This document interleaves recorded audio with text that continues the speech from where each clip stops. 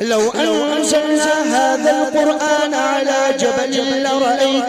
لرأيته خاشعا متصدعا من خشية الله وتلك الأمثال نضربها للناس لعلهم يتفكرون هو الله الذي لا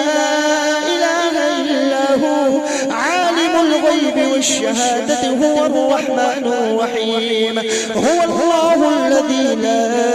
إله إلا هو الملك القدوس السلام المؤمن المهيمن العزيز الجبار المؤمن المهيمن العزيز الجبار المتكبر سبحان الله عما يشركون هو الله الخالق البارئ المصور له الأسماء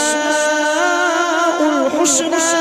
يسبح له ما في السماوات والأرض وهو العزيز الحكيم.